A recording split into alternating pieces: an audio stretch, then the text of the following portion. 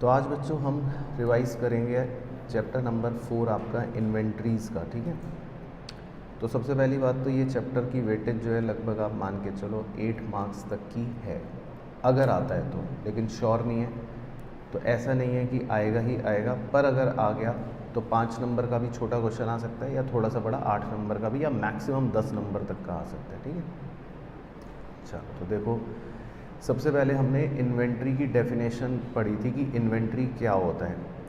तो इन्वेंट्री का मतलब होता है कि ये हमारे ऐसे एसेट्स हैं जो या तो आप बेचने के लिए रखते हो, या फिर आप उनसे कोई प्रोडक्शन के लिए रखते हो यानी कि रॉ मटेरियल, और या फिर आप उन्हें सर्विसेज में या गुड्स को बनाने में कंज्यूम कर लेते हो, जैसे स्टोर एंड स्पेयर या कंज्यूमेबल।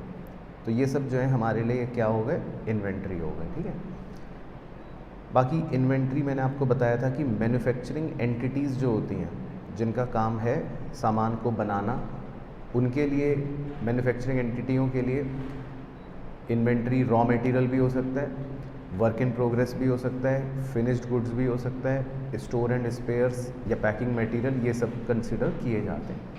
लेकिन जो ट्रेडिंग एंटिटीज़ होती हैं जिनका काम सिर्फ बेचने का है सामान एक से दूसरे को, उनके लिए हम इन्वेंट्रीज़ को मतलब ट्रेडेड गुड्स या स्टॉक इन ट्रेड बोल देते हैं। ठीक है, तो ये तो हो गई सिंपल थ्योरी।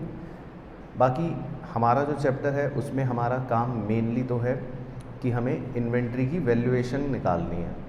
तो इसीलिए सबसे पहला टॉपिक एक थ्योरेटिकल पूछ ले सकता है कि इन्वेंट्री वैल्यूएशन का सिग्निफिकेंस क्या है या इसकी इम्पॉर्टेंस क्यों है। तो इसकी इम्पॉर्टेंस बहुत सिंपल है कि भाई जब हम इन्वेंट्री की सही वैल्यू निकालते हैं तो उससे हमारी इनकम सही निकलती है। दूसरा, इन्वेंट्री की सही वैल्यू निकालते हैं तो बैलेंस शीट भी सही होती है प्रेजेंट।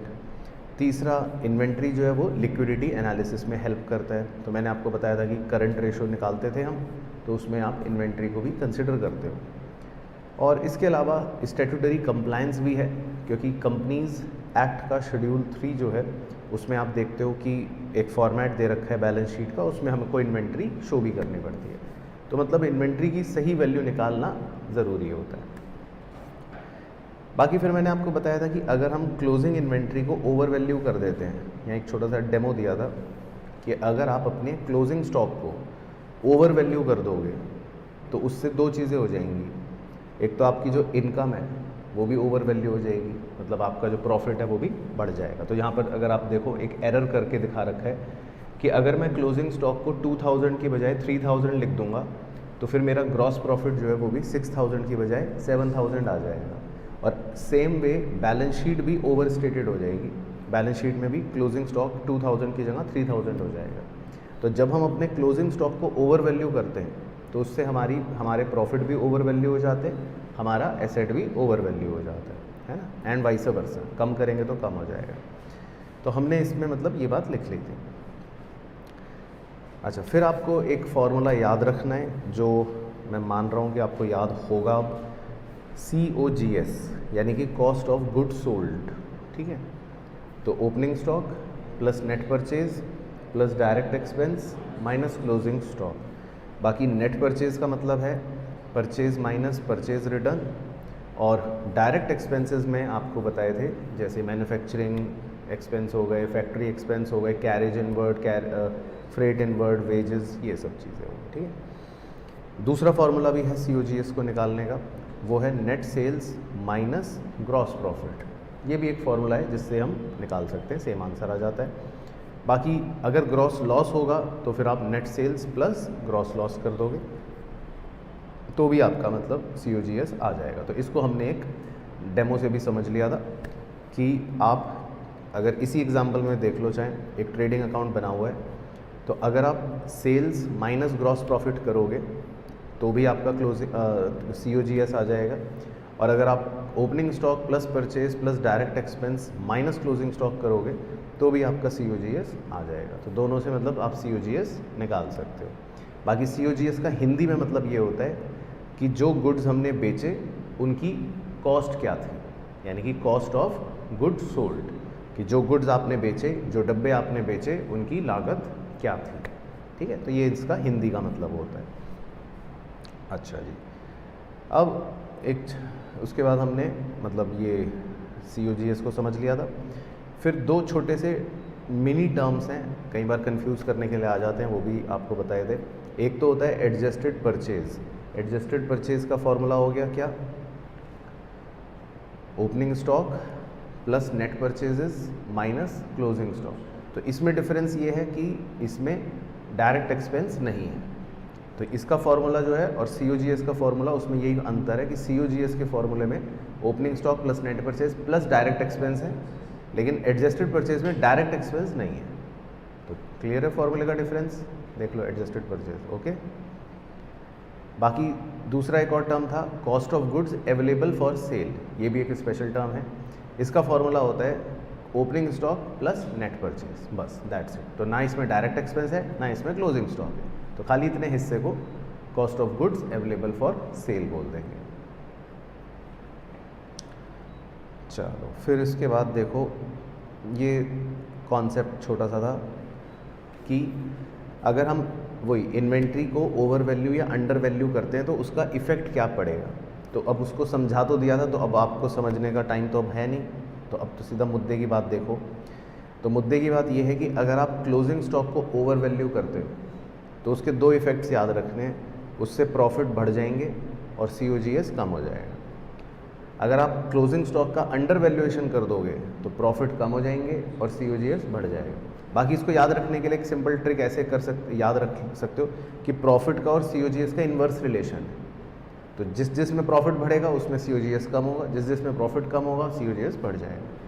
बाकी इसी तरह over valuation of opening stock करोगे तो प्रॉफिट कम हो जाएगा, और under valuation of opening stock करोगे तो प्रॉफिट बढ़ जाएगा, एंड COGS पे वाइस वर्सा इफेक्ट आएगा। तो ये आपका ट्रू फॉल्स में काम आता है, ये वाला पूरा पॉइंट। इसमें कोई भी 2 नंबर का मतलब एक ट्रू फॉल्स पूछ लेता है, ठीक है। अच्छा, फिर हमने लिखा था कि इन्वेंट्री को वैल्यू जो हम करते हैं उसका रूल क्या है। तो वो अकाउंटिंग स्टैंडर्ड 2 के हिसाब से, कंजर्वेटिज्म प्रिंसिपल के हिसाब से एक ही रूल है जो आपको याद रखना है, वो है कॉस्ट और NRV which ever is lower, मतलब कॉस्ट और नेट रियलाइजेबल वैल्यू में से जो छोटा होएगा। अब कॉस्ट किसे कहते हैं, उसमें 3 कॉस्ट जोड़ी जाती हैं, वो ध्यान से याद रखना है।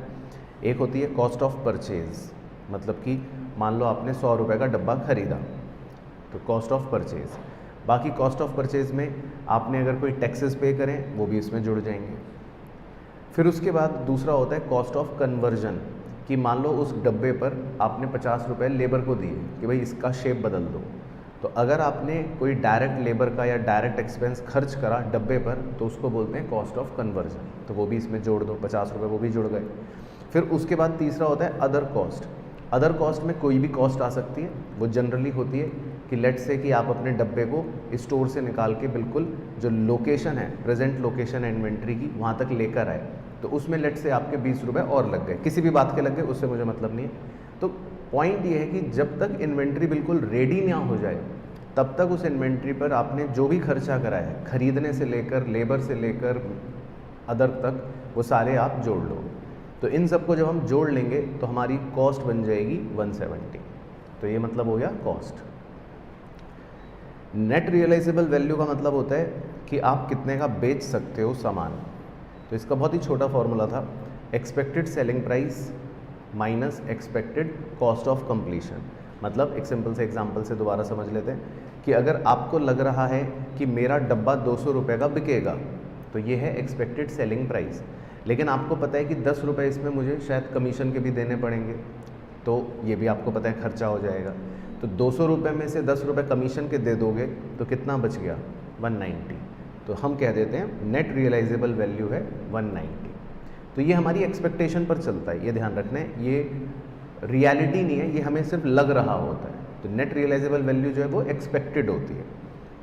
तो हमारी कॉस्ट थी 170, NRV थी 190, तो हम इन्वेंट्री को किस पर वैल्यू कर देंगे, कॉस्ट पर।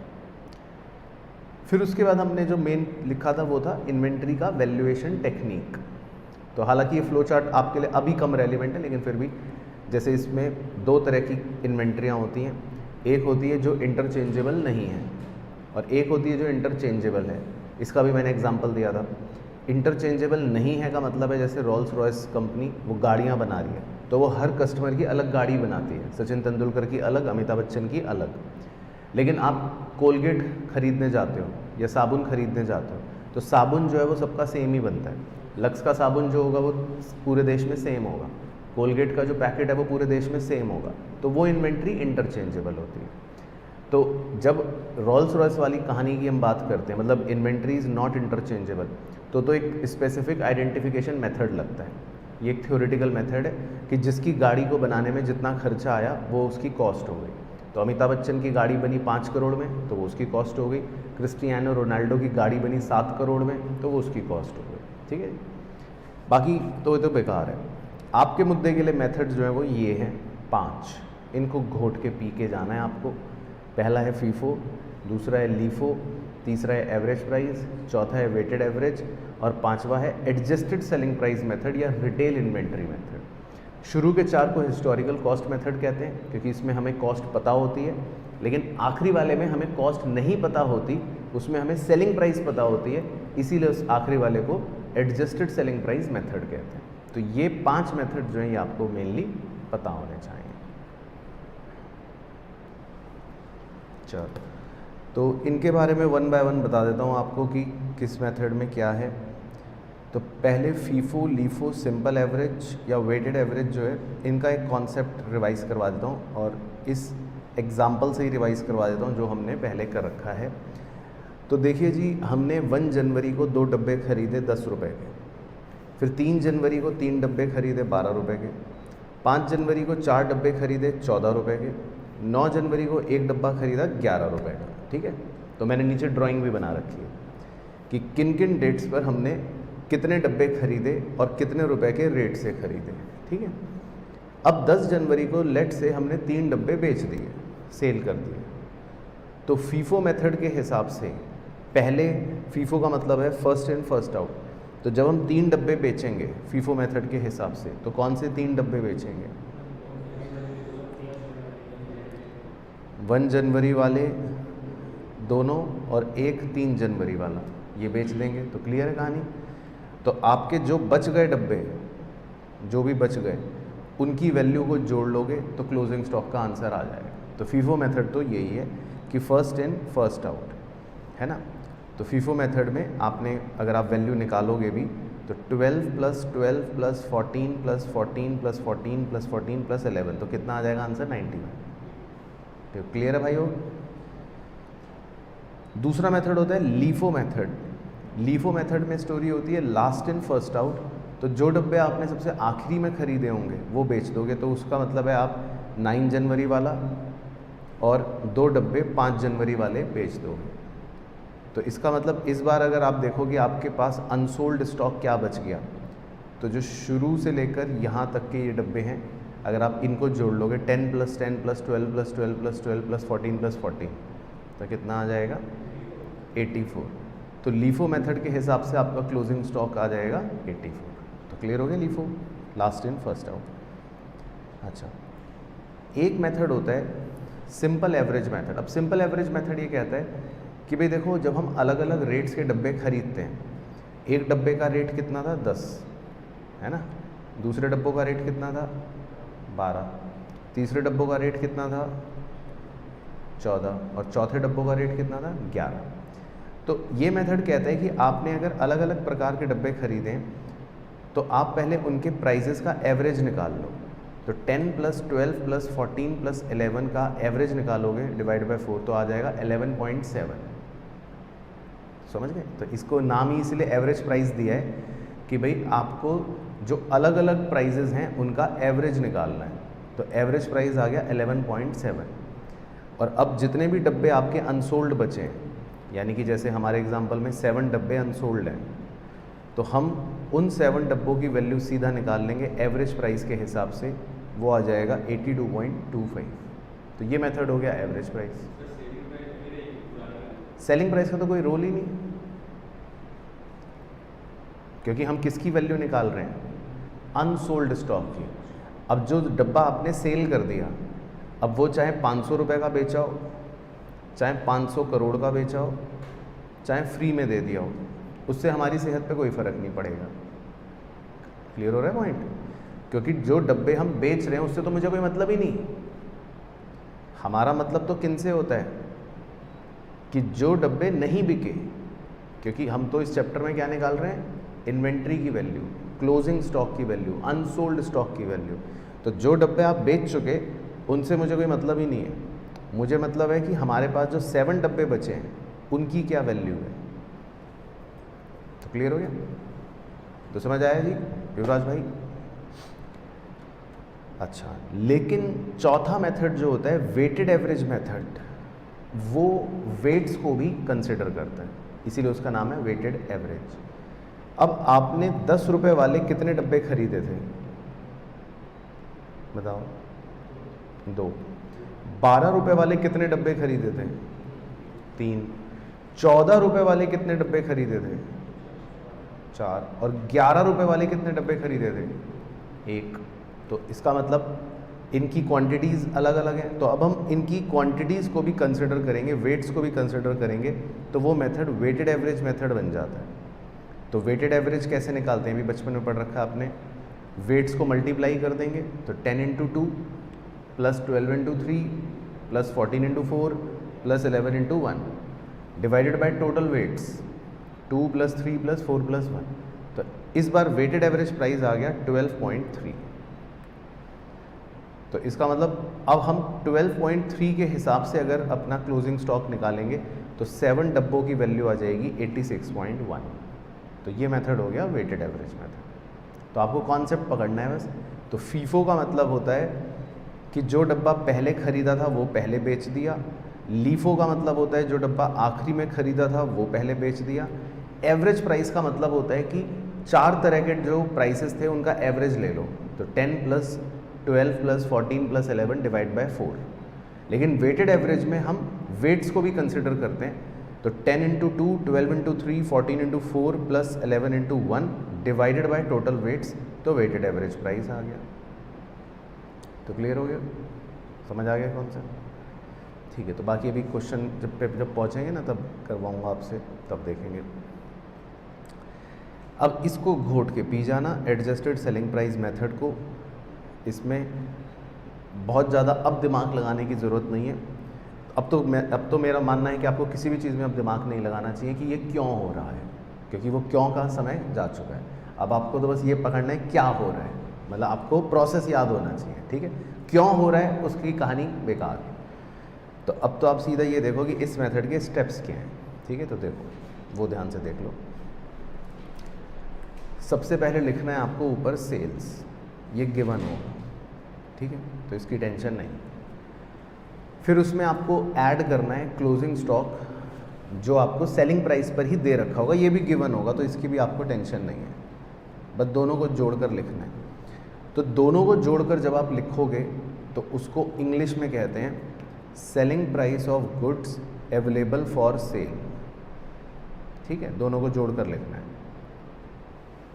तो उसको मैंने अपने ऐसे ही समझाने के लिए मतलब मनगढ़ंत वैल्यू ले ली थी, लेट से 1 लाख रुपए आ गया, ठीक है?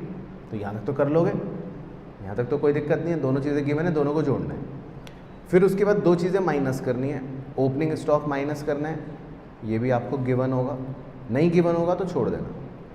फिर आपको परचेजेस माइनस करनी है, ये भी आपको गिवन होगी, तो कोई टेंशन नहीं है, ये भी ओके हो गया। तो माइनस करके जो आंसर आएगा आपका, उसको बोलते हैं ग्रॉस मार्जिन। तो मान लो मैंने मनगढ़ंत फिगर लिख रखी है, वो ग्रॉस मार्जिन आ गया लेट से 20,000 माइनस कर, ठीक है? तो क्या स्टेप बन गया, याद रख लो, sales plus closing stock at selling price, ये दोनों जोड़े तो एक आंसर आ गया।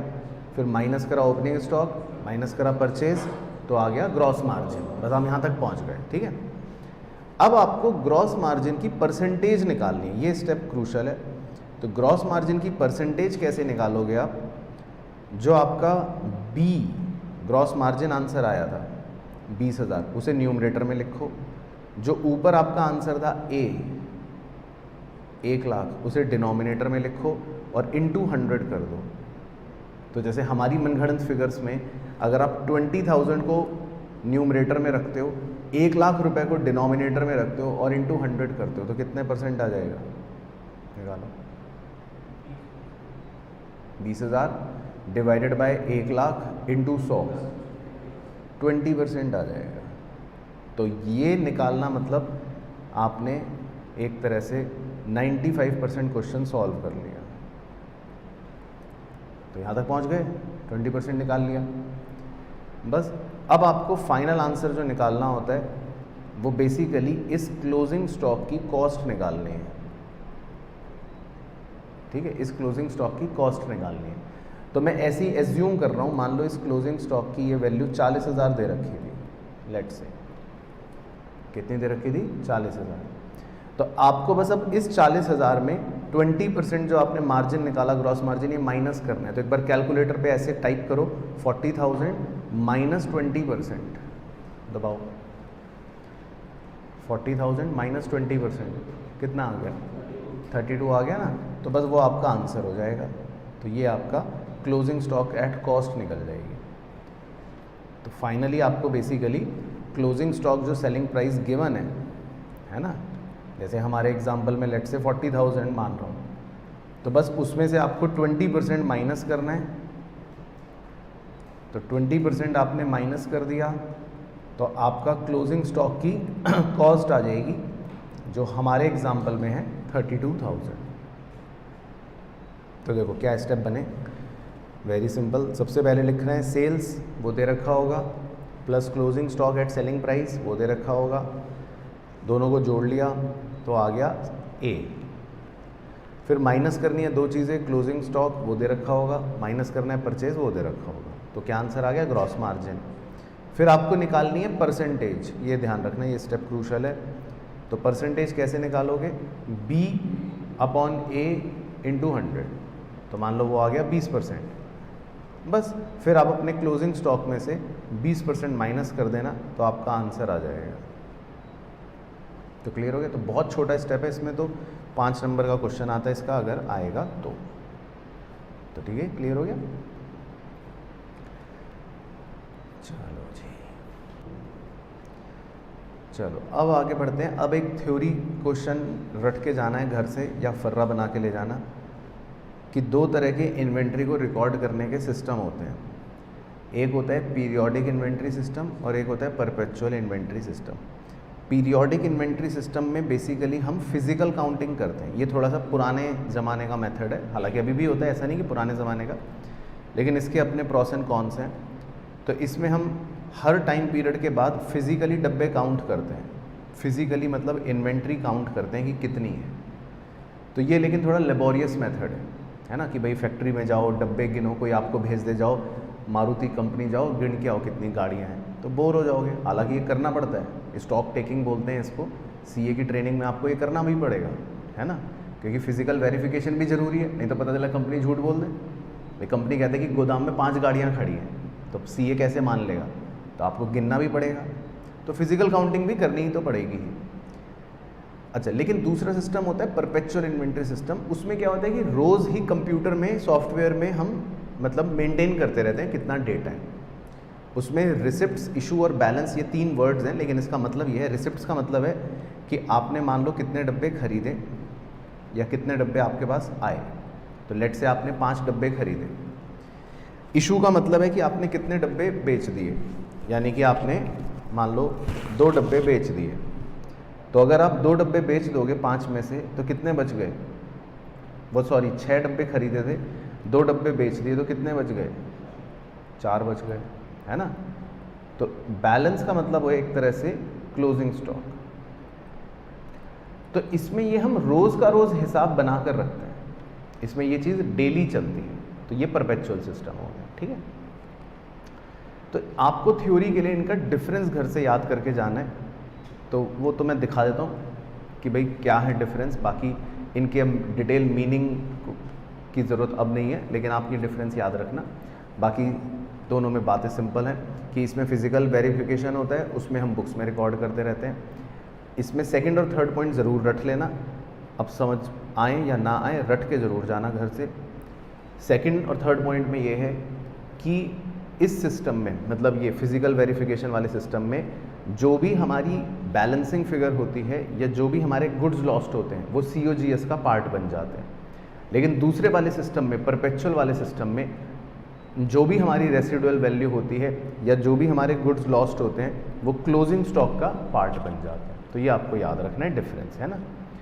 बाकी क्या कह रहा है वो अब छोड़ो, क्यों कह रहा है वो अब छोड़ो।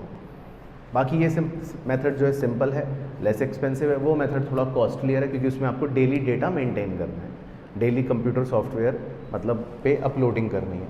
और इस मेथड को हम फिजिकल वेरिफिकेशन वाला या स्टॉक टेकिंग भी कहते हैं।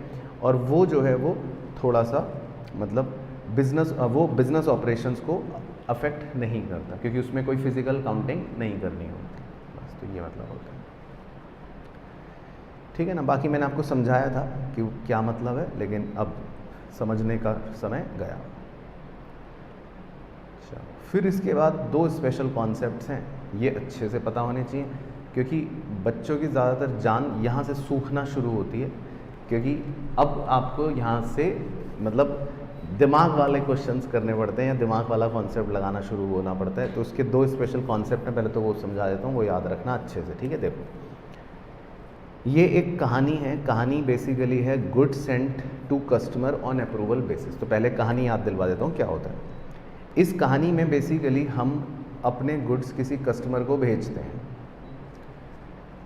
और कस्टमर को ये कहते हैं, मान लो कि भाई तुम्हें हम 15 दिन का टाइम दे रहे हैं, तुम्हें अच्छा लगे तो अप्रूव कर देना, अच्छा ना लगे तो वापस लौटा देना। लेकिन इत्तेफाक से क्या होता है कि 15 दिन अभी ख़त्म भी नहीं होते और 31 मार्च मान लो आ जाती है, ईयर का एंड आ जाता है। तो अब डब्बे जो हैं, हमारे डब्बे, 2 डब्बे कस्टमर के घर पे रखे हुए हैं फ़िलहाल, लेकिन ना तो अभी उसने अप्रूव करा और ना उसने अभी तक रिजेक्ट करा, ठीक है। तो आपको बस ये चीज़ ध्यान रखनी है कि क्योंकि डब्बे कस्टमर के घर पे रखे हैं, तो जब आप फिज़िकल काउंटिंग करोगे तो वो मतलब डब्बे फैक्ट्री में नहीं मिलेंगे। तो मान लो आप फैक्ट्री गए और आपने फैक्ट्री के अंदर फिज़िकल काउंटिंग करी, लेट्स से ये फैक्ट्री है, तो फैक्ट्री में जब आपने फिज़िकल काउंटिंग करी तो आपको कितने डब्बे मिले? सिर्फ 73, ठीक है। लेकिन बस आपको ये ध्यान रखना है कि अगर कोई भी डब्बे या कोई भी स्टॉक कस्टमर के घर पे रखा है तो वो भी क्या है? हमारी ही इन्वेंट्री है। तो हम उसको बोलते हैं कि वो अभी भी हमारी ही इन्वेंट्री मानी जाएगी, यानी कि उसको स्टॉक विद कस्टमर बोलते हैं।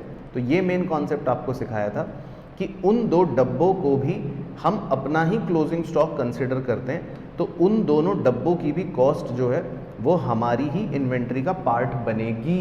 ये है मुद्दा, समझ गए। तो इस पूरी कहानी में मतलब बस आपको ये ध्यान रखना है, वो बादल में भी लिखा है कि 2 डब्बे कस्टमर के घर में हैं पर फिर भी कंसिडर्ड एज, फिर भी हम उसको क्या मानते हैं? अपना क्लोजिंग स्टॉक मानते हैं। तो ये ध्यान रखना है। तो क्लियर हो गया? अच्छा, इसी तरह एक दूसरी सेम कहानी होती है, वो होती है कंसाइनर और कंसाइनी की। तो कंसाइनर और कंसाइनी क्या होते हैं? एक सिंपल कॉन्सेप्ट है कि भाई कंसाइनर मतलब एक मालिक होता है, वो अपना सामान बेचने के लिए किसी कंसाइनी को देता है, नौकर को देता है। अब नौकर के पास उसने सारा सामान भेज दिया, लेकिन लेट्स एज्यूम कि नौकर के पास 3 डब्बे ब्लू कलर बना रखे हैं, 3 डब्बे अनसोल्ड रह गए। अब आप मालिक की फैक्ट्री में गए फिजिकल काउंटिंग करने, तो वहाँ पर आपको मिले 73 बॉक्सेस। तो यहाँ पे भी यही पॉइंट है कि जो 3 डब्बे नौकर के पास रखे हैं जो वो अनसोल्ड हैं, उन्हें भी हम क्या कंसिडर करेंगे? अपना क्लोजिंग स्टॉक। तो जो भी डब्बे कंसाइनी के पास भी अनसोल्ड बचे होते हैं वो भी हमारा ही क्लोजिंग स्टॉक होते हैं। तो इन दोनों स्पेशल कहानी में बस आपको ये ध्यान रखना है, ऐसे याद रखो कि अगर कोई भी स्टॉक कस्टमर के घर पे रखा है तो भी हमारा ही माना जाएगा, और अगर कोई भी अनसोल्ड स्टॉक कंसाइनी के पास रखा है तो वो भी हमारा ही माना जाएगा। तो इन दोनों को हम अपना क्लोजिंग स्टॉक कंसिडर करेंगे। तो ये याद रखना है बस आपको, ठीक है। तो क्लियर हो गई कहानी। बाकी तो फिर एनालिसिस था जो मतलब दोबारा से देख लेते हैं, लेकिन इसके क्वेश्चंस जो होते हैं वो मतलब आपको एनालिसिस करके ही करने पड़ेंगे, उसका कोई शॉर्टकट नहीं है रटने का। बाकी रटने वाले बच्चे रटते भी हैं और सही भी हो जाता है, वो आपकी चॉइस है। तो बेसिकली एक बार एनालिसिस दोबारा दिखा देता हूँ। तो इसमें देखो, जैसे हमने एक सबसे ऊपर COGS का फॉर्मूला लिख रखा है, ठीक है, तो आप उस पर फोकस करना और आप COGS के ही फॉर्मूले को याद रखो। एक बार बोलो क्या था formula? Opening stock plus net purchase plus direct expense minus closing stock, ठीक है, इज इक्वल टू COGS, ठीक है। तो अब देखो COGS जो है उसका एक दूसरा फॉर्मूला भी होता है। COGS का क्या फॉर्मूला होता है? Net sales minus gross profit. तो बेसिकली जो ऊपर वाली इक्वेशन है उसमें उसी को आपको यूज़ करना है। जैसे मान लो जो ऊपर वाली इक्वेशन है, ऐसे एज्यूम करो कि अगर मैं आपको ओपनिंग स्टॉक दे देता हूँ, नेट परचेज दे देता हूँ, डायरेक्ट एक्सपेंस दे देता हूँ, क्लोजिंग स्टॉक दे देता हूँ, तो आप COGS निकाल लोगे। अच्छा, अगर मैं COGS दे दूँ तो क्या क्लोजिंग स्टॉक निकाल लोगे? तो भी निकाल लोगे। या अगर मैं क्लोजिंग स्टॉक भी दे देता हूँ और ओपनिंग स्टॉक मिसिंग दे देता हूँ तो फिर आप ओपनिंग स्टॉक निकाल लोगे, है ना। तो अल्टीमेटली ऊपर वाली इक्वेशन ही यूज़ होनी है। अब किसी किसी क्वेश्चन में वो ओपनिंग स्टॉक निकलवाएगा, किसी किसी क्वेश्चन में वो क्लोजिंग स्टॉक निकलवाएगा, और वो बस ऐसे करेगा आपसे जनरली। तो आप ऊपर वाली इक्वेशन को मतलब अगर एक वो मान लो, बेस मान लो, तो उसी को घुमा फिरा के मतलब मैंने वही समझाया था कि वो कई बार हो सकता है आपसे क्लोजिंग स्टॉक निकलवा ले, या हो सकता है वो आपसे ओपनिंग स्टॉक निकलवा ले, वो तो उसी को इधर उधर कर रहे हैं एक तरह से, ठीक है। तो वो इक्वेशन चलती है। अच्छा, लेकिन एक छोटा सा पॉइंट क्लियर करते हैं यहाँ पे। लेट्स से आप इस इक्वेशन को ही मान लो कि आप ओपनिंग स्टॉक कैलकुलेट कर रहे हो, ठीक है। तो हम अपने एग्जाम में लेकिन इसको ऐसे इक्वेशन की तरह सॉल्व करके नहीं दिखा सकते, क्योंकि हम तो चार्टर्ड अकाउंटेंट हैं, हमें क्लाइंट को भी डराना है। नहीं तो क्लाइंट कहेगा कि मेरा बेटा तो 11th में, वो तो सेम फार्मूला यूज़ कर रहा है। तो हम क्लाइंट को बताने दिखाने के लिए उसी फॉर्मूले को स्टेटमेंट में दिखाएंगे। तो हम ऐसे करके दिखा देंगे, क्लोजिंग स्टॉक लिख देंगे, COGS को जोड़ के दिखा देंगे, नेट परचेज को घटा कर दिखा देंगे, है ना, डायरेक्ट एक्सपेंस को घटा कर दिखा देंगे, और हम क्लाइंट को स्टेटमेंट के फॉर्म में दिखा देंगे कि देखो क्लाइंट, तुम्हारा ओपनिंग स्टॉक जो है वो ये है। तो वो कहेगा कि हाँ सही है भाई, सही लग रहा है। तो समझ गए कहानी? तो क्लियर है बिल्कुल अच्छे से। चलो, तो मैं अब आपको पास्ट ईयर क्वेश्चन जितने आए हैं, मतलब इस पर बेस्ड भी और कुछ इंपॉर्टेंट भी वो करवाऊंगा, लेकिन हर क्वेश्चन पहले आपको मौका मिलेगा अपना हुनर दिखाने का, फिर मैं भी डिस्कस कर लूँगा। चलो, तो ये है पहला आपका प्रीवियस ईयर क्वेश्चन, 4 नंबर का आया है आपके एग्ज़ाम के अंदर, ठीक है। तो क्वेश्चन आपको लिखने की ज़रूरत नहीं, बस क्वेश्चन आप देखो मज़े से और आपको आंसर निकालना है। तो ये है आपका एक 4 नंबर का क्वेश्चन कि वेटेड एवरेज मेथड से इन्वेंट्री की वैल्यू निकालनी, वेटेड एवरेज मेथड से, ठीक है। तो ट्राई करो, फिर मिलते हैं 8 मिनट बाद। चलो, तो देख लेते हैं, बाकी आंसर तो सही आ रहे हैं जो बच्चों ने बताए, और इसका फॉर्मेट भी लेकिन दिखा देता हूँ कि कैसे करना है आपको एग्ज़ाम में, ठीक है ना। तो ICAI ने इसका सजेस्टेड आंसर भी दे रखा है आपको। तो देखो, इस तरह से 3 कॉलम बनते हैं, रिसिप्ट्स, इशू और बैलेंस के, ठीक है। फिर आपको याद होगा तो लिखवाया था ना, डेट का कॉलम आ गया, उसके बाद QRA ऐसा करवाया था, मतलब क्वांटिटी, रेट और अमाउंट, क्वांटिटी, रेट और अमाउंट। तो पहले हमने 10 डब्बे खरीदे थे 300 रुपये के, तो 3000 रुपये हो गया। फिर हमने 5 डब्बे देखो बेच दिए, वो इशू में आ गया, तो वो 300 रुपये के बेच दिए। तो आपके पास बैलेंस जो बचा वो 5 डब्बे बचे 300 वाले, ठीक है। उसके बाद आपने 20 डब्बे और ख़रीद लिए 400 रुपये के। तो अब आपको वेटेड एवरेज प्राइस निकालना पड़ेगा। तो ये मैंने आपको बताया था कि भाई उसने अगर 5 डब्बे खरीदे थे 300 वाले बैलेंस, तो 1500 बचा था उसके पास, और 20 डब्बे उसने ख़रीद लिए 400 वाले, तो 8000 हो गया था। तो आपको अब ये निकालना है एक तरह से कि इसका मतलब उसके पास 25 डब्बे हैं 9500 के, यही माना जाएगा कि उसके पास 25 डब्बे बचे हैं 9500 के। तो उससे आपको वेटेड एवरेज प्राइस पता चल जाएगा 2500, मतलब 9500 डिवाइडेड बाय 25 करो, कितना आ रहा है 380। तो इसका मतलब डब्बा हो गया 380 का। फिर उसके बाद उसने 10 डब्बे बेच दिए, वो भी 380 का माने जाएंगे। फिर 10 डब्बे और बेच दिए, वो भी 380 के माने जाएंगे। तो एंड में उसके पास 5 ही डब्बे बच गए, है ना। एंड में उसके पास इसका मतलब 5 ही डब्बे बच गए 380 के। तो कितना आ गया वैल्यू 1900। तो ये आप देख लो, और एग्ज़ाम में इसी तरह करना है, ये नहीं कि बस कैलसी पे करा के आ गए। एग्ज़ाम में आपको ये प्रॉपर प्रेजेंट ऐसे करना है। चलो आओ जी, तो ये एक अगला, ये भी एक PYQ है, एग्ज़ाम में आया था। ये 5 नंबर का क्वेश्चन है, तो इसको भी पढ़ो आप। Z एंटरप्राइजेस फर्निशेस का। तो अपने आप पढ़ो, दिमाग लगाओ क्या है। लास्ट में बस ये लिखा है ascertain the value of stock as on 31 March 2021। बाकी क्वेश्चन पढ़ लेते हैं। देखो तो इसमें आपको वैल्यू ऑफ स्टॉक दे रखा है 1 अप्रैल का, मतलब opening stock. Purchases during the year दे रखा है। Manufacturing expenses during the year, मतलब कि आपको डायरेक्ट एक्सपेंस दे रखे हैं। Sales during the year, sales दे रखे हैं, ठीक। बाकी नीचे लिखा है at the time of valuing stock on 31 March 2020, मतलब पिछले साल का, a sum of 2,40,000 was return of for a particular item which was originally purchased for 8 lakh रुपए। This item was sold during the year ended 31 March 2021 for 6,40,000। तो मतलब एक इसमें डब्बे की कहानी है कि आपने पिछले साल एक डब्बा जो 8 लाख का खरीदा था, उसकी वैल्यू में 2,40,000 आपने राइट ऑफ कर दिया, मतलब कम कर दिया, ये कहना चाह रहे हैं। और उसको फिर आपने इस साल 6,40,000 में बेच भी दिया, ठीक है। तो ये मैंने एक क्वेश्चन, ये हमने कर रखा है क्वेश्चन के अंदर, सेम पॉइंट है, लेकिन करना ट्राई। और बाकी सेकंड में तो सिंपल कह रहा है कि except for the above transaction the gross profit during the year is 1/3 on cost. तो मतलब कि हम अपना ग्रॉस प्रॉफिट 1/3 ऑन कॉस्ट कमाते हैं, और 1/3 ऑन कॉस्ट का मतलब कितना, इज इक्वल टू,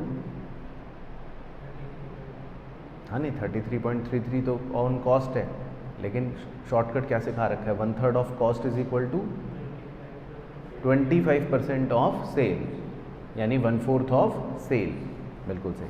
तो ग्रॉस प्रॉफिट जो है आपको 1/3 ऑफ कॉस्ट दे रखा है, तो it is also equal to 1/4 of sale. चलो तो करो ट्राई क्लोजिंग स्टॉक की वैल्यू। हाँ जी बताओ जी, तो देखें पहले एक बार कि क्या आप सही हो, आईसीआई क्या कहता है। तो आंसर है बी का 37 लाख, ठीक है, वेरी गुड। तो देखो पहले फॉर्मूले की बात करते हैं। फॉर्मूला जो है वो तो मतलब आपका एक सिंपल फार्मूला बन गया, हमें क्लोजिंग स्टॉक निकालना है ना, तो फार्मूला बन गया opening stock plus purchase plus direct expense minus COGS, है ना, उसी वाले फार्मूले से, ठीक है। तो मतलब मैं मोटा फार्मूला लिख सकता हूँ कि मोटा फार्मूला क्या बन गया कि opening stock plus purchase plus direct expense minus COGS। तो अब ये है मुद्दा कि opening stock, purchase, direct expense और COGS आप कितना कितना लोगे। तो ओपनिंग स्टॉक जैसे इन्होंने सॉल्यूशन में सबसे ऊपर दे रखा है 28 लाख, तो 28 लाख लिया opening stock. Purchases during the year ये भी दे रखी है 1,38,40,000 प्लस डायरेक्ट एक्सपेंस ये भी दे रखे हैं 28 लाख एज इट इज़, ठीक है। अब COGS जो है वो देख लो कि क्या आपका 1,57,40,000 आया COGS, वो नहीं आया होगा। चलो तो वो छोटा सा वर्किंग है, उधर समझ लो कि ग्रॉस प्रॉफिट जो है वो कैसे निकला ताकि आपका COGS सही आए। तो देखो टोटल सेल कितने रुपए की दे रखी है, 2,08,80,000 की, है ना। लेकिन आपने उसमें एक आइटम ऐसा बेच रखा है जो आपने मतलब 6,40 का था, जो आपने मतलब 6,40,000 में बेचा था, ठीक है, यही था, 5,60,000 का था और 6,40 में बेचा था। तो उस 6,40 को आप अलग समझो। तो पहले आप अपनी सेल में से 6,40,000 की सेल को अलग हटा दो, ठीक है ना। मतलब इसको हम आपको एक छोटे से और पिक्टोरियल तरह से समझा देता हूँ कि आप ऐसे समझ लो कि भाई उसने हमें सेल कितने रुपए दे रखी है टोटल, 2,08,80,000, ठीक है। ये तो उसने टोटल सेल्स दे रखी है, लेकिन आपका एक डब्बा था जिसके बारे में उसने स्टोरी दी थी कि एक डब्बा था जिसकी कॉस्ट थी 8 लाख दे रखी थी, और आपने उसकी वैल्यू में 2,40,000 राइट ऑफ कर दिया था, तो यानी कि उसकी वैल्यू कितनी बची खाली, 560, यही था। और इसके बारे में बोला था कि इसको आपने सेल करा है कितने में, 640। तो आप अगर इस डब्बे को अलग कर दो फिलहाल, तो जो आपको टोटल सेल वैल्यू दे रखी है 2,08,80,000, उसमें से ये डब्बे को जो बेचा आपने इसको अलग निकाल दो। तो इसका मतलब रिमेनिंग डब्बों की सेल कितनी आ गई, 2,02,40,000 ये आ गई। तो आप पहले इन रिमेनिंग डब्बों पर देख लो कि इन रिमेनिंग डब्बों पर ग्रॉस प्रॉफिट कितना आएगा, वो आपने निकाल ही लिया था। इसका 1/4 निकालना, क्योंकि सेल का 1/4 था ना ग्रॉस प्रॉफिट। 50,60,000, ठीक है। तो इसको येलो कर देता हूँ। तो इसका मतलब रिमेनिंग डब्बों पर ग्रॉस प्रॉफिट आपने ये कमाया, यस कि नो, पहले तो ओके। अब उस अकेले डब्बे पर अलग से कैलकुलेट करो कि इस डब्बे पर कितना प्रॉफिट कमा रहे हो आप। 5,60,000 का था और 6,40,000 में बेच दिया, तो कितना प्रॉफिट कमाया, 80। तो इस अकेले डब्बे का प्रॉफिट अलग निकाल लो। तो उस अकेले डब्बे का प्रॉफिट अलग निकाल लिया, बाकी डब्बों का प्रॉफिट इधर अलग निकाल लिया। तो अब आप ये देख लो कि दोनों को जोड़ लो तो आपको ग्रॉस प्रॉफिट पता लग जाएगा कितना है, 51,40,000, यही आ रहा है, दोनों को जोड़ लो तो बस। तो बेसिकली अब आप चेक कर लो, तो जो ग्रॉस प्रॉफिट है वो 51,40,000 आ रहा है।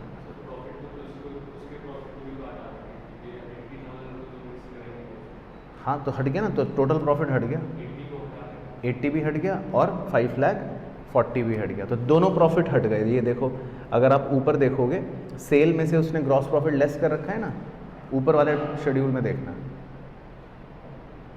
तो COGS की वैल्यू कितनी आ गई, 1,57,40,000।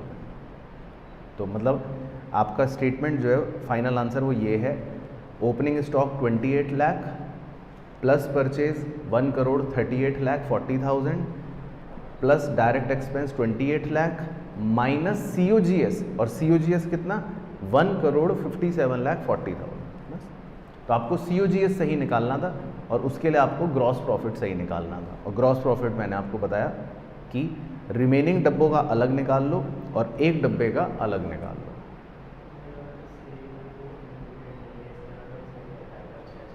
नहीं, वो घटाएगा ना, क्योंकि वो तो टोटल सेल थी। अच्छा ठीक है, तो ओके जी। तो एक और लास्ट क्वेश्चन कर लेते हैं, वो भी इम्पॉर्टेंट भी है, PYQ भी है, तो उससे भी आपका ज्ञान चक्षु खुल जाएगा। ये भी एक एग्ज़ाम का क्वेश्चन है आपका PYQ, अगला क्वेश्चन 5 नंबर का है। तो इसमें भी आपको कुछ एक कहानी दे रखी है कि P&L account of Ram showed A net profit of 5,75,000 after considering closing stock of 2,55,000 on 31 मार्च। फिर subsequently the following information was obtained from scrutiny of books. तो कुछ बातें पता चली, वो तो आप पढ़ोगे अपने आप क्या बातें पता चली। और एंड में कह रहा है calculate the value of stock on 31 March 2022 and adjusted net profit for the year ended. तो मतलब आपको सही क्लोजिंग स्टॉक दोबारा निकालना है, ये कुछ गलतियां या कुछ भी बातें पता चली होंगी, और सही प्रॉफिट भी दोबारा बताना है। तो करके देखो ट्राई, फिर पूछूंगा आंसर क्या निकला। चलो आओ जी, तो देखो ये वाला क्वेश्चन।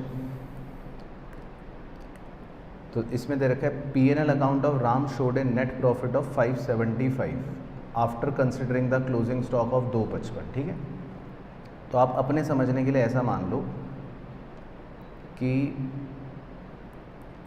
फ़िलहाल जो राम भाई हैं उनका trading and P&L account combine बना के ऐसी प्रेजेंट करके दिखा रहा हूँ कि फ़िलहाल उनका जो क्लोजिंग स्टॉक आ रहा है वो आ रहा है 255। ठीक है, और इस क्लोजिंग स्टॉक को लिखने के बाद जो फ़िलहाल उनका नेट प्रॉफिट आ रहा है वो आ रहा है 575, ऐसा समझ लो। लेकिन इसमें कुछ गलतियां हैं, अब वो क्या गलतियां हैं वो हम आगे पढ़ेंगे, पर उन गलतियों को ठीक करके हमारा क्लोजिंग स्टॉक भी चेंज होगा और ऑब्वियसली जब क्लोजिंग स्टॉक चेंज होगा तो प्रॉफिट भी चेंज होगा, तो वो निकालना है हमको, ठीक है। बट इतना पहले ओके हो गया क्वेश्चन। तो एक एक करके आपसे पूछता हूँ, फिर आप बताना। तो सबसे पहले दे रखा है उसने, सबसे पहले दे रखा है purchases for the year include 10,500 paid for electrical fittings of the shop, कि भाई 10,500 रुपये परचेज में ऐसे भी इंक्लूड कर रखे हैं आपने जो वैसे तो आपने शॉप के लिए इलेक्ट्रिकल फिटिंग्स खरीदी हैं, पर ये तो एसेट होता है। तो अब आप ये सोचो कि परचेज के अंदर 10,500 मतलब आपने ऐसे भी इंक्लूड कर रखे हैं जो वैसे तो एसेट है, तो ये परचेज में नहीं होने चाहिए। ये तो समझ आ रहा है ना आपको, ये परचेज के अंदर नहीं होने चाहिए। तो अगर ये परचेज के अंदर नहीं होंगे, है ना, तो अब ऐसे सोचना, अगर ये परचेज से हटा दूंगा तो परचेज अगर कम हो जाएगी, तो बस आप ऐसे सोचो, फर्स्ट पॉइंट का एनालिसिस ऐसे सोचो कि अगर परचेज कम होगी, है ना, अगर परचेज कम हो जाएगी तो आप बस ये बताओ अपने दिमाग से, परचेज अगर कम कर दोगे फिगर तो प्रॉफिट उससे क्या होगा, बढ़ेगा या कम होगा, बस ये बताना है आपको, ये सोच के बताना है। मतलब मैं एक सिंपल क्वेश्चन आपसे पूछ रहा हूँ कि अगर कभी भी मैं परचेज की वैल्यू कम करूँगा, लेट्स एज्यूम ऐसा खुद से करो, तो आपको ये बताना है कि उससे प्रॉफिट्स का आंसर कम आएगा या ज़्यादा आएगा, ये बताना। ज़्यादा है, बिल्कुल सही, क्योंकि परचेज आप ऐसे भी सोच सकते हो एक एक्सपेंस होता है, तो एक्सपेंस अगर कम कर दोगे तो आपका प्रॉफिट जो है वो क्या हो जाएगा, ज़्यादा हो जाएगा। तो पहले पॉइंट की वजह से हमारा प्रॉफिट जो है वो ज़्यादा हो जाएगा। फिलहाल बस आप इस बात पे फोकस कर लो कि ये बात समझ आई, यस कि नो। पहले पॉइंट की वजह से हमारा प्रॉफिट क्या हो जाएगा, ज़्यादा हो जाएगा, बस, ठीक है। Second point, Ram have goods worth ₹25,000 as free samples for which no entry was made. कह रहा है राम ने 25,000 रुपये के गुड्स फ्री सैंपल में दे दिए थे और कह रहा है इसकी तो हमने कोई एंट्री करी ही नहीं है। तो फ्री सैंपल की वैसे एंट्री बताओ क्या होती है, एडवर्टाइजमेंट एक्सपेंस या free sample account debit to purchase, यही होती है। अब एडवर्टाइजमेंट एक्सपेंस डेबिट करने का मतलब है कि आप इसको अपना एक P&L में एक्सपेंस दिखा रहे हो तो आपका एक्सपेंस बढ़ेगा, राइट। और परचेज को क्रेडिट करने का मतलब है कि परचेज कम हो जाएगी, बिल्कुल सही, और परचेज कम मतलब एक्सपेंस कम। तो इस पॉइंट में एडवर्टाइजमेंट एक्सपेंस को बढ़ाएगा और परचेज कम कर रहा है, एक्सपेंस कम हो रहा है, तो इससे बताओ प्रॉफिट पर क्या फ़र्क पड़ेगा, कोई फ़र्क नहीं पड़ेगा। समझ गए, इस पॉइंट से प्रॉफिट पर क्या फ़र्क पड़ेगा, मतलब सेकंड पॉइंट से मैं एनालिसिस लिख रहा हूँ कि सेकंड पॉइंट से एडवर्टाइजमेंट एक्सपेंस जो है वो तो आपके बढ़ गए, परचेज जो है वो कम हो गई, तो प्रॉफिट्स पे क्या फ़र्क पड़ेगा, लगाओ दिमाग, नो इफेक्ट, कुछ नहीं होगा, क्योंकि जो प्रॉफिट पहले था वही रहेगा, क्योंकि एक चीज़ एक्सपेंस बढ़ रही है, 25,000 से एक्सपेंस बढ़ भी रहा है, 25,000 से एक्सपेंस कम भी हो रहा है, तो प्रॉफिट पे कोई फ़र्क नहीं पड़ेगा। तो क्लियर हो गई बात, समझ आ गया। तो सेकंड पॉइंट का तो प्रॉफिट पर कोई फ़र्क नहीं पड़ेगा। उसके बाद third point, invoices for the goods amounting to 1,85,000 रुपये have been entered on 29 March but were not included in stock. तो कह रहे हैं देखो हमारे पास गुड्स आ गए और उनके इनवॉइसेस भी मतलब हमने रिकॉर्ड कर लिए 29 मार्च को, लेकिन कह रहा है कि बस हमने उसको स्टॉक में नहीं शो करा, स्टॉक में इंक्लूड नहीं करा, ठीक है। तो अब अगर आप इसको स्टॉक में इंक्लूड करोगे, जो करना तो चाहिए क्योंकि गुड्स का इनवॉइस तो आ गया 29 मार्च को ही, तो आपको इसको अपने स्टॉक में इंक्लूड करना चाहिए। तो बस आप ये बताओ कि थर्ड पॉइंट की वजह से अगर आपका क्लोजिंग स्टॉक 1,85,000 बढ़ेगा मान लो, तो प्रॉफिट्स क्या होंगे? बढ़ जाएंगे। Very good. तो प्रॉफिट भी क्या हो जाएगा? ज़्यादा हो जाएगा कि नहीं? बस आपको लॉजिकली भी ये सोचना है कि हर ट्रांजैक्शन से प्रॉफिट पर क्या फ़र्क पड़ रहा है या पड़ेगा। तो थर्ड पॉइंट से अगर आप क्लोजिंग स्टॉक को बढ़ाओगे तो प्रॉफिट भी बढ़ेंगे, राइट? ठीक है। उसके बाद फोर्थ पॉइंट देखो, उसका एनालिसिस। फोर्थ पॉइंट में लिखा है sales amounting to 2,05,000 were dispatched on 27 March but were included in the sales of April 2022।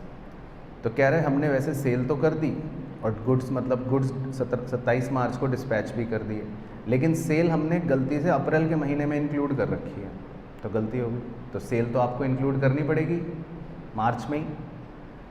तो अगर अब आप सेल को मार्च में इंक्लूड करते हो या सेल की फिगर कह लो बढ़ा देते हो, तो अब बताओ फोर्थ पॉइंट से कि अगर आप सेल की फिगर 2,05,000 बढ़ा देते हो मार्च के महीने की, तो इससे प्रॉफिट्स क्या होंगे? प्रॉफिट्स भी बढ़ जाएंगे, क्योंकि सेल बढ़ाते ही प्रॉफिट भी बढ़ेगा। फिर भाई ओके है कहानी। उसके बाद फिफ्थ पॉइंट, गुड्स कॉस्टिंग 55,000 रुपये वर सेंट ऑन सेल और return basis in March at a margin of 33 1/3% है वो ऑन कॉस्ट, मतलब 1/3। Approval was given in April but these were considered as sales in March. तो कह रहे हैं हमने 55,000 के जो गुड्स हैं वो अप्रूवल बेसिस पर भेजे थे। तो पहले तो आप 55,000 गुड्स की कॉस्ट दे रखी है, इसमें 1/3 जोड़ना ताकि सेल वैल्यू पता चले।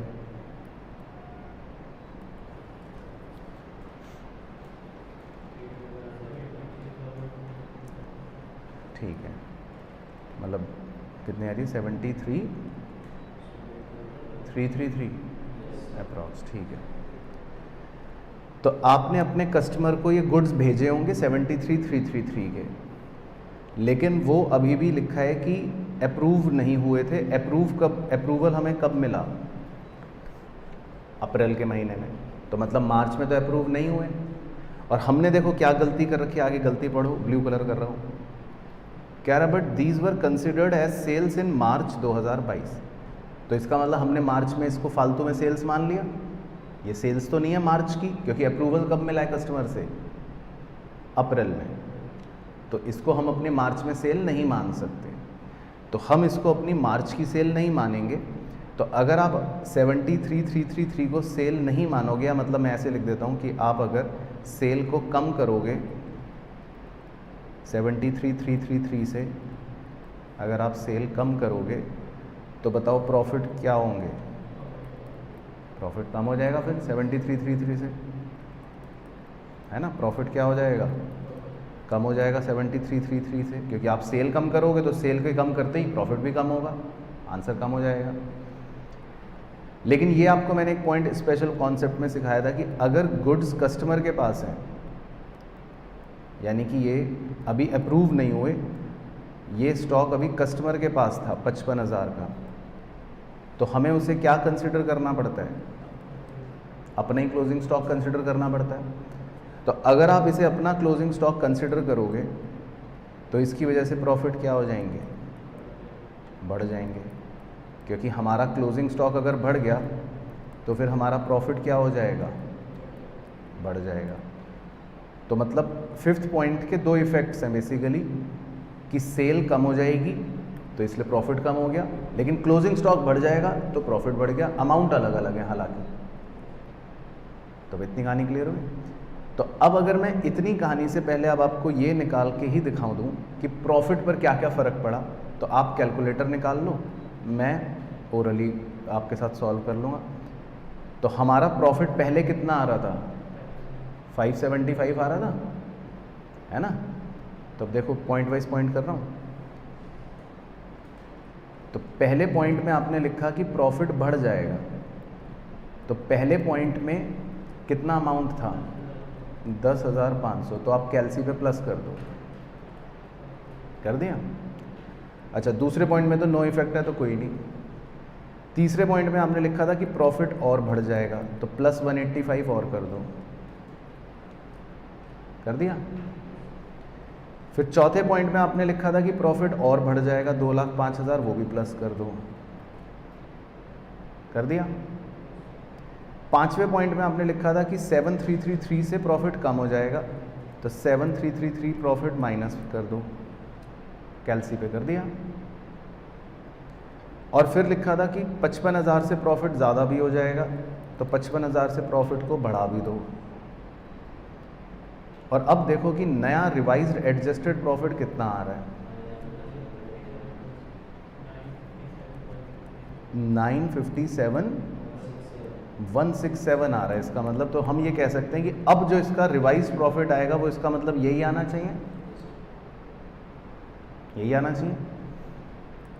तो पहले आपको समझ आया कि प्रॉफिट जो है वो क्या है, कैसे चेंज हो रहा है। तो अब ICAI का आंसर देखें, तो अगर ICAI का सेम आंसर आया तो इसका मतलब उन्होंने ठीक करा है, और अगर ICAI का अलग आंसर आया तो इसका मतलब उन्होंने गलत करा है ना। तो अब देखेंगे कि ICAI का सही है या नहीं है। आए तो जय ICAI, ये राजी। तो उन्होंने P&L एडजस्टमेंट अकाउंट बना के दिखा रखा है। तो लेफ्ट में देखो लिख रखा है पहले तो नेट प्रॉफिट जो गिवन है, फिर 10,500 जुड़ गए, फ्री सैंपल वाले 25 जुड़ गए, 185 जोड़ दिया, 2,05,000 जोड़ दिया, डेबिट में 25 एक्सपेंस के घटा भी दिए, और 733 डेबिट में कर दिया। तो टू एडजस्टेड नेट प्रॉफिट कितना आ रहा है 957,167। तो बेसिकली ये हमारा रिवाइज्ड प्रॉफिट आ रहा है 957,167। समझ गए। तो भाई जो हमने जोड़ घटा करके करा वो चीज़ उन्होंने अकाउंट में करके कर दी। तो जितनी चीज़ों को जोड़ा वो क्रेडिट में लिख रहे हैं क्योंकि वो प्रॉफिट को बढ़ा रही हैं, और जितनी चीज़ों को हमने घटाया वो डेबिट में लिख रहे हैं। बाकी 25,000 हमने क्योंकि लिखा ही नहीं था तो वो आपको दिखा देता हूँ, वो इन्होंने दोनों तरफ लिख रखा है, तो उसका नेट इफेक्ट वैसे नील ही पड़ेगा।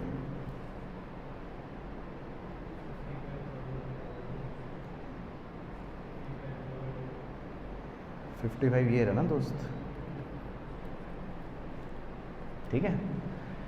तो ऐसे थोड़ी ना तो एडजस्टेड नेट प्रॉफिट जो है वो आपका मतलब सही आ रहा है और हमारा भी सही आ रहा है, इनका भी सही है। पर अब लॉजिक समझिए, पूरा खेल जो था वो ये था कि प्रॉफिट नया क्या होगा। तो हमें हर ट्रांजैक्शन का बेसिकली ये इफेक्ट देखना था कि प्रॉफिट में उससे क्या फ़र्क पड़ रहा है, और प्रॉफिट के फ़र्क के हिसाब से फिर एडजस्टेड नेट प्रॉफिट ये निकला। अच्छा, बाकी क्लोजिंग स्टॉक की वैल्यूएशन देख लेते हैं। वो छोटी थी, वो सिंपल भी थी।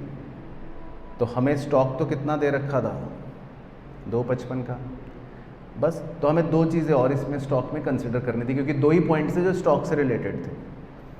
एक तो जो हमने गुड्स खरीदे थे और लिखा था ना कि वो उसने स्टॉक में इंक्लूड नहीं करा, इनवॉइस तो आ गए थे लेकिन इंक्लूड नहीं करा, तो एक तो वो भी मान लेंगे। और वही स्पेशल पॉइंट जो स्टॉक अभी कस्टमर के घर पे पड़ा है वो भी हमारा स्टॉक होता है। तो दो पॉइंट स्टॉक को टच कर रहे थे, तो स्टॉक हमारा मतलब अब 495 हो जाएगा, ठीक। तो मतलब ये इस तरह के ये स्पेशल कॉन्सेप्ट के पॉइंट इसमें लगवा देता है। तो ये था क्वेश्चन बेसिकली आपका। आई होप समझ आ गया होगी क्वेश्चन क्या था, ठीक है। चलो ठीक है, तो बस यही करते हैं। बाकी आप अपने नॉर्मल घर जाकर आप इसके बुक के ही जो इलस्ट्रेशंस हैं या प्रैक्टिकल प्रॉब्लम्स हैं वो कर लो। 4 इसके प्रैक्टिकल प्रॉब्लम्स हैं, वो भी इसी पर बेस्ड हैं, चारों प्रैक्टिकल प्रॉब्लम, जिसमें आपको क्लोजिंग स्टॉक निकालना है और इसी तरह से निकालना है स्टेटमेंट बनाकर, है ना। तो उससे आपको और क्लैरिटी आ जाएगी। और ये एक क्वेश्चन बुक का भी ऐसा ही है प्रैक्टिकल प्रॉब्लम में, जिसमें प्रॉफिट को एडजस्ट करवाने का भी पूछा है, तो वो भी सेम आपकी प्रैक्टिस हो जाएगी। तो आप चारों प्रैक्टिकल प्रॉब्लम बस कर लेना तो फिर कवर हो जाएगा।